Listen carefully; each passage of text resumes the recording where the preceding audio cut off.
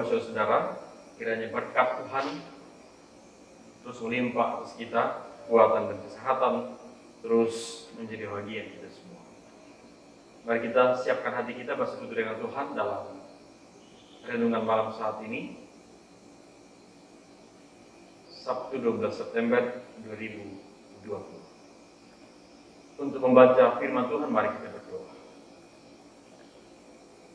Ya Allah, Bapa di dalam kerajaan sorga, sumber segala hikmat, kami datang kepadamu pada malam hari ini bersyukur atas kebaikan dan kemurahan Tuhan terus nyata bagi kami semua. Di kesempatan malam ini Tuhan, kami kembali rindu membaca, mendengar dan merenungkan firman-Mu. Terangilah hati kami dan curahkan Roh Kudus-Mu bagi kami semua, agar kami dapat mengerti dan memahami maksud firman-Mu. Di dalam nama Tuhan Yesus, firman yang hidup, kami berdoa kepada Allah Bapa di surga. Amin. Bacaan kita dari Lukas pasal 9, ayat 46 hingga ayat yang 56. Maka timbullah pertengkaran di antara murid-murid Yesus tentang siapakah yang terbesar di antara mereka. Tetapi Yesus mengetahui pikiran mereka. Karena itu ia mengambil seorang anak kecil dan menempatkannya di sampingnya dan berkata kepada mereka, barang siapa menyambut anak ini dalam namaku, ia menyambut aku, dan barang siapa menyambut aku, ia menyambut dia yang mengutus aku. Karena yang terkecil di antara kamu sekalian, dialah yang terbesar. Yohanes berkata, Guru, kami lihat seorang mengusir setan demi namamu, lalu kami cegah orang itu karena ia bukan pengikut kita. Yesus berkata kepadanya, jangan kamu cegah, sebab barang siapa tidak melawan kamu, ia ada di pihak kamu. Ketika hampir genap waktunya Yesus diangkat ke surga, ia mengarahkan pandangannya untuk pergi ke Yerusalem. Dan ia mengirim beberapa utusan mendahului dia. Mereka itu pergi lalu masuk ke suatu desa orang Samaria untuk mempersiapkan segala sesuatu baginya. Tetapi orang-orang Samaria itu tidak mau menerima dia karena perjalanannya menuju Yerusalem. Kedua muridnya, yaitu Yakobus dan Yohanes, melihat hal itu, mereka berkata, Tuhan, apakah Engkau mau supaya kami menyuruh api turun dari langit untuk membinasakan mereka? Akan tetapi ia berpaling dan menegur mereka. Lalu mereka pergi ke desa yang lain. Saudara-saudara, kita merenungkan firman ini dalam satu kalimat singkat, bahaya egosentrisme. Perikop kita hari ini merupakan catatan terakhir pelayanan Tuhan Yesus di Galilea. Sadar, waktunya tidak lama lagi untuk mempersiapkan para muridnya. Yesus mulai menunjukkan arah perjalanannya ke Yerusalem. Para murid sudah dipersiapkan untuk itu. Sayangnya mereka belum sepenuhnya mengerti, apalagi memberi dukungan moral kepada guru mereka. Mereka memiliki motivasi yang salah dalam mengikuti dia. Motivasi atau keinginan mereka bersifat egosentris. Buktinya ialah mereka saling memperebutkan kedudukan untuk mendampingi Yesus. Yesus membandingkan mereka dengan seorang anak kecil untuk menunjukkan bahwa orientasi yang egosentris tidak akan menghasilkan apa-apa.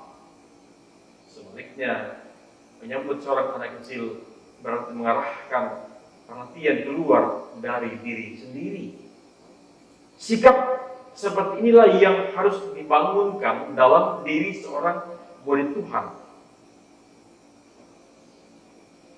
Sikap eksklusif mereka dengan menolak orang lain yang mengusir roh jahat dalam nama Yesus merupakan contoh egosentrisme yang berlebihan.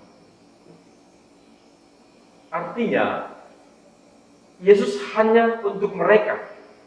Mereka lah yang berhak mengatasnamakan dirinya untuk melakukan sebuah pelayanan. Pelayanan bukan demi dia dan demi orang yang membutuhkannya, melainkan demi kemuliaan diri sendiri. Ini mungkin boleh kita katakan mencuri kemuliaan Tuhan dalam hal-hal yang dilakukan. Dan ini banyak terjadi dalam kehidupan setiap orang yang percaya. Saudara-saudara, sikap keras yang ditunjukkan Yohanes dan Yakobus terhadap penduduk satu kota di Samaria yang menolak menerima Yesus semakin memperjelas eksklusivisme para murid. Memang Yesus sendiri memberikan petunjuk kelak bagaimana bersikap ketika ada kota atau masyarakat yang menolak pemberitaan mereka. Akan tetapi tidak dalam bentuk penghukuman langsung, melainkan peringatan keras. Seperti para murid perlu belajar merendahkan diri dan berfokus pada Kristus. Belajar memurnikan motivasi mereka, demikian juga kita. Dunia selalu mendorong kita untuk berfokus kepada diri sendiri. Tetapi ingat saudara, kita sudah ditebus dari perbudakan dosa dan daya tarik dunia untuk mengabdikan diri kita pada Kristus. Dan dari Kristus kepada sesama kita.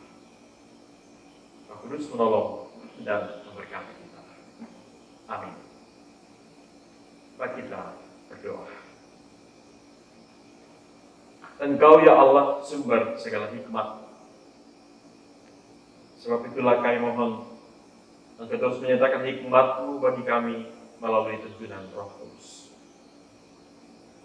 Bahwa terkadang dalam hidup ini terlalu banyak kami egois terhadap orang-orang di sekitar kami, bahkan juga dalam menjadi saksi-Mu di tengah-tengah dunia ini, dalam keseharian kami, ketika berada di rumah, di tempat kerja, maupun di tengah-tengah persekutuan dan masyarakat di mana kami ada. Kami terlalu sering memikirkan diri kami sendiri, lalu kemudian menganggap ya Allah itu lebih lemah, lebih rendah daripada kami. Dan terkadang kami melakukan hal-hal yang mencoba mencuri kemuliaan Tuhan dalam hidup kami. Kami mohon ampun atas semuanya itu Bapa. Malam ini kami berdoa memohon pimpinan penyertaan Tuhan bagi pribadi kami, keluarga, masyarakat bangsa dan negara kami. Tuntun peliharakan kami Tuhan dalam menjalani kehidupan kami dari waktu ke waktu. Sertai kami malam ini dalam peristirahatan kami. Ampunkan kesalahan dan dosa kami, di dalam nama Tuhan Yesus kami bersyukur kepada-Mu. Amin. Demikian renungan kita malam ini. Tuhan Yesus, Kepala Gereja, memberkati dan menuntun kita. Amin.